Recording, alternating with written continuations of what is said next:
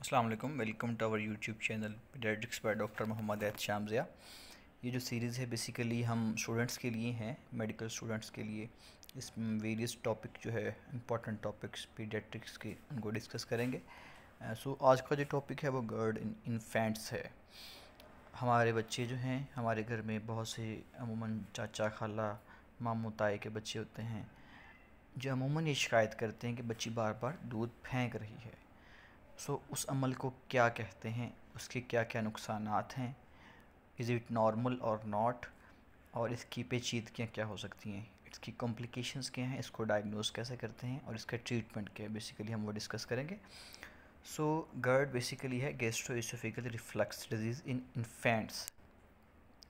Clinical presentation में frequent vomiting in early infancy, but child will be playful, not sick looking.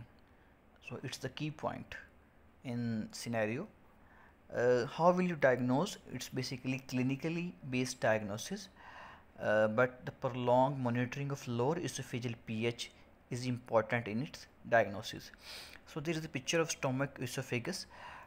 In babies, basically there is short size of esophagus or stomach, and the lower esophageal sphincter is relaxed.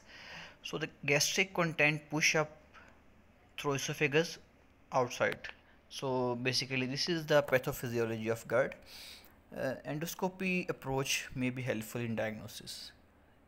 So we may proceed. I will repeat, diagnosis basically clinical base होता है। हम history और examination के base पर diagnosis करते हैं, और prolong monitoring of lower oesophageal pH जो है वो हेल्पफुल होती है। अगर पीएच जो है वो लो हो रही है, इसका मतलब गैस्ट्रिक कंटेंट इसोफेगस में ज़्यादा आ रहा है, और एंडोस्कोपी अप्रोच से हम लोअर इसोफेगल स्फिंक्टर है उसकी लेग्जिटी का अंदाज़ा लगा सकते हैं। डिफरेंशियल डायग्नोसिस में इसकी मोस्ट कॉमन जो है डुओडेनल अट्रेजिया आ जाता है, और हाइपरट्रॉफिक पाइलोरिक स्टेनोसिस आ जाती है।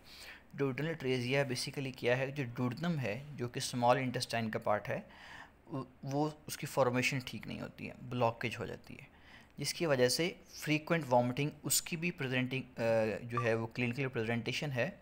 But the difference will be in duodenal atresia there will be bilious vomiting, यानी जो वॉमिटिंग आएगी वो ज़्यादा पीले रंग की होगी।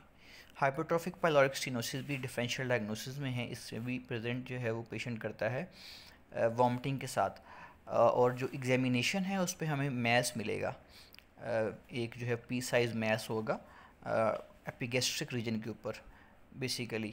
ठीक है, तो हाइपरट्रॉफिक पाइलोरिक स्टेनोसिस में बेसिकली क्या होता है, मैं समराइज़ कर दूं, जो लोअर इसोफेगल स्फिंक्टर होता है, जो स्टोमक के जो आउटलेट है स्टोमक का, जहाँ से वो डोडेनम में जो है वो शिफ्ट होता है, ये स्फिंक्टर ज़्यादा टाइट होता है। ठीक है, जिसकी वजह से जो पैसेज है वो इजी नहीं हो पाता, और गैस्ट्रिक कंटेंट जो है वो बढ़ते बढ़ते इसोफेगस के ज़रूर जो है वो पेशेंट वॉमिटिंग कर देता है। सो डिफरेंशियल डायग्नोसिस में मोस्ट कॉमन डोडेनल अट्रेजिया और हाइपरट्रॉफिक पाइलोरिक स्टेनोसिस। मैनेजमेंट में basically reassurance and special care है, medical treatment and surgical treatment. Reassurance में एंड स्पेशल केयर में how will you convince the patient, how will you counsel the patient. Frequent and small feed basically is the approach, so that the size of the stomach is small, and frequent and small feed will help in easy digestion. Frequent burping जो है वो required होगी, जो कि picture में नज़र आ रहा है, बर्प करवाने की कोशिश की जा रही है फीड के बाद। फ्रीक्वेंट बर्पिंग से जो कंटेंट है इसका मतलब है कि वो हज़म हो रहे हैं, वो उनका पैसेज इजी हो रहा है, तो उससे जो है वो गर्ड की सिम्टम कम आएंगी। Head and elevation, basically this is a normal process. Patient जो है प्लेफुल होता है, जो वो अमूमन दूध निकालता है वो उसके बाद वो दोबारा जो है वो पी लेता है, दोबारा इंटेक वो कर लेता है। लेकिन इसमें हमें प्रिवेंशन ज़रूरी है ताकि कॉम्प्लिकेशंस डेवलप ना हो।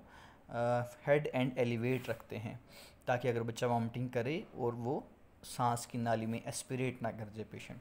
और अगर तो वॉमिटिंग ज़्यादा परसिस्टेंट हो रही है जिससे ग्रोथ इफेक्ट हो रही है, फिर हम थिक फार्मूला मिल्क एडवाइस कर देते हैं। ठीक है, वो डिफरेंट है, एंटी रिगर्ज के नाम से आते हैं, डिफरेंट कंपनीज़ के हैं, ER के नाम से आते हैं, वो हम एडवाइस करते हैं। अर्ली इंट्रोडक्शन ऑफ वीनिंग जो है ऐसे पेशेंट्स में हम कर देते हैं। बेसिकली वीनिंग स्टार्ट करते हैं आफ्टर 6 मंथ। लेकिन जिनमें गर्ड फ्रीक्वेंट हो, जिनमें जो है वो ग्रोथ जो है वो अफेक्ट हो रही है, उसमें हम अर्ली इंट्रोडक्शन ऑफ वीनिंग कर देते हैं। उनमें जल्दी हम कहते हैं कि हम solid food, semi solid food देना शुरू कर दें। वो थिक होते हैं, उनमें जो गर्ड के चांसेस हैं वो कम होंगे। मेडिकल ट्रीटमेंट में H2 रिसेप्टर एंटागोनिस्ट, जिसमें फेमेटिडीन आती है, वो हम दे सकते हैं पेशेंट को। प्रोटॉन पंप इनहिबिटर जो साशे आते हैं, जिसमें ओमेप्राजोल आते हैं, वो हम एडमिनिस्टर कर सकते हैं या एडवाइस कर सकते हैं। प्रोकाइनेटिक्स, इसमें डोमपेरिडोन आता है, जिससे जो है गट की मोटिलिटी जो है इन्हेंस होती है, वो हम एडवाइस कर सकते हैं। सर्जिकल ट्रीटमेंट में बेसिकली है नाइजन फंडोप्लिकेशन। नाइजन की स्पेलिंग शायद ये मिस्टेकन है। अच्छा, इसमें क्या होता है, जो स्टोमक है उसका जो प्रॉक्सिमल पार्ट है, जो शुरू वाला हिस्सा है, उसको इसोफेगस के गिर्द रैप कर दिया जाता है, ताकि जो इसोफेगस है वो, ये देखें, इसोफेगस के गिर्द रैप कर दिया जाता है, ताकि जो इसोफेगस है उसका जो लोअर स्फिंक्टर है उसकी स्ट्रेंथ को इन्हेंस किया जा सके, जिससे जो स्टोमक के कंटेंट है वो बाहर नहीं निकल पाएंगे। सो basically this is the surgical treatment. Complications क्या होती हैं? कॉम्प्लिकेशंस में बेसिकली जब हमने डिस्कस किया, नॉर्मली जो है वो ग्रोथ इफेक्ट नहीं होती है, लेकिन अगर गर्ड बहुत ज़्यादा हो, वेट अकॉर्डिंग टू एज ना बढ़ रहा हो, हाइट अकॉर्डिंग टू एज ना बढ़ रही हो, ग्रोथ रिटार्डेशन हो, ये बेसिकली कॉम्प्लिकेशन है। फ्रीक्वेंट रेस्पिरेटरी ट्रैक इन्फेक्शंस होते हैं, ऐसे बच्चों को एस्पिरेशन निमोनिया के चांस बढ़ जाते हैं। अपनी एपिसोड आती हैं, साइनोसिस की एपिसोड आती हैं, जो कि डेंजर साइंस हैं बेसिकली। तो आपने अटेंडेंट्स को काउंसिल करना है रिगार्डिंग, और मेडिकल ट्रीटमेंट की तरफ जाना है अगर चीज़ें सेटल नहीं होती हैं, या बाज़ दफ़ा हमें सर्जिकल ट्रीटमेंट की तरफ भी जाना पड़ता है। सो बेसिकली ये था हमारा गर्ड, जिसमें हमने डायग्नोसिस को डिस्कस किया, कैसा डायग्नोसिस करना है, उसकी क्लिनिकल प्रेजेंटेशन कैसी है, उसकी डिफरेंशियल डायग्नोसिस कैसे हैं, क्या क्या हैं, उनको कैसे डिफरेंशिएट करना है, उनकी जो है वो ट्रीटमेंट क्या है। ट्रीटमेंट में बताया मेडिकल, सर्जिकल और जो स्पेशल केयर है। So basically this is all about GERD. So thanks and subscribe our YouTube channel.